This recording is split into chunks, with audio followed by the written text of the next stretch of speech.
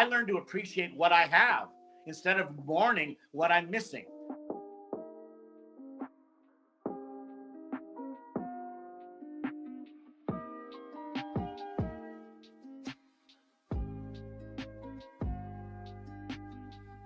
I believe stepping into your greatness is a function of our personal attitudinal energy.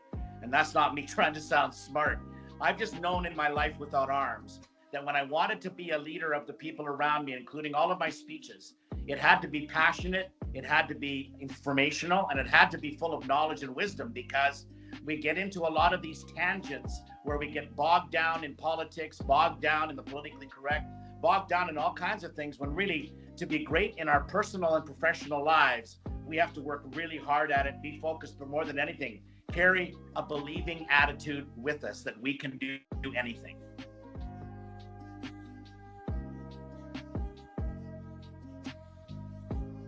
Well, I use my personal experience, and again, not to really focus on this, but there was a lot of negativity that surrounded my life having no arms. I was stereotyped, I was pigeonholed, I was told I would never have any quality of life, and that was a legitimate diagnosis.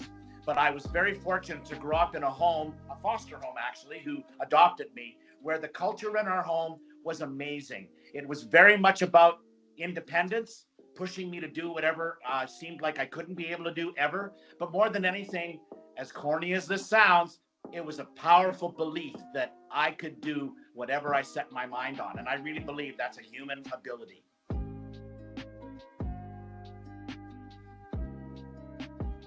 Well, first of all, we need to learn to communicate. One of the things that I find a little bit annoying about us and our society is we've less talking, more texting. You know what I mean? And I'm not an old guy. I've got a phone. It's right here. By the way, one of the most liberating things about having no arms, I'm not tied to my device. So I'm very mindful of my surroundings and very, very connected during conversations, eye to eye, not being distracted. But again, I'm not trying to be an old person living in a new world. I just think we've lost a little bit of an art of our vocal communication. And again, I'm a professional, so I do have a little bit of an edge. But we can all learn to communicate better. But here's the key: listen more, talk less. How about that ironic part?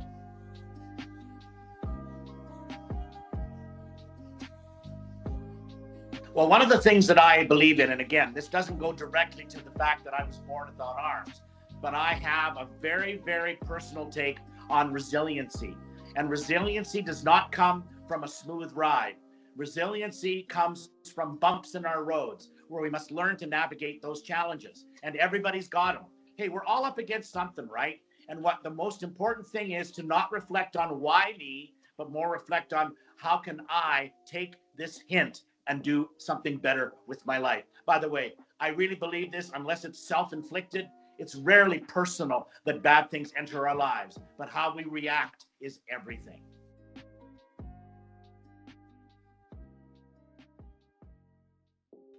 Well, I'm sure that part of this mystery has something we've learned from COVID, and I don't want to bring that up because it's a very negative thought in my own mind.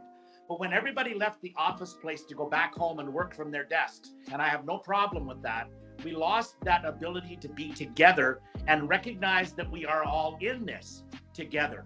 I've had to find an interesting thing about sort of the world of inclusion and diversity. It's kind of taken on almost a bad tone. And unfortunately, that's a reality today that we face, I think, a lot in North America where I live, but globally. And why I mention that is because diversity is all about the inclusion of people, not because they're special, but because they represent our public demographic. We have so many different kinds of people in the world. We need to be represented by that in our offices. And when we're together in our offices, we can learn that we all bring our story to the table, and we should respect that, but more than anything, play on all of the strengths that our personal experiences bring to the corporate culture of our organizations.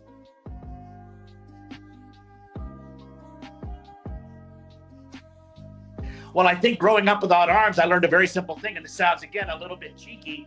I learned to appreciate what I have instead of mourning what I'm missing. But the key to this was being born this way. So not to get into, again, another flow towards warm and fuzzy, we call it over here, but I was born completely normal.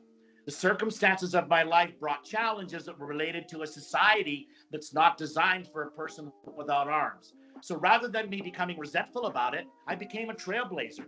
I have a list that is so long of all the first things that I did that nobody had ever done before, including getting my driver's license without arms. And I don't have hand controls. That would be redundant. I steer with my right foot on the wheel and my left foot on the gas, but I had to prove to the driving commission that I was allowed to drive legally. And by the way, I haven't had a road collision since 1978. So I take it very seriously. With great responsibility comes a totally important attitude.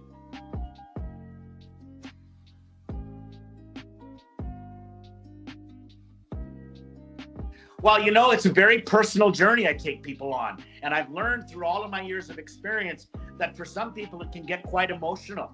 They look at me, hear my story, watch all of the things that I talk about in my life that I've been through, and then they start to relate to it on a personal level, where they start to see all of the things they've been through.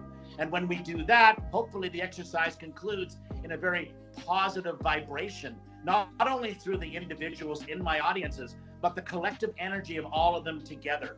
One of the groups that I speak consistently to are associations, because they bring to the table their professional or volunteer expertise. And we want to make sure that everybody understands you're all in this together, and together we can do amazing things.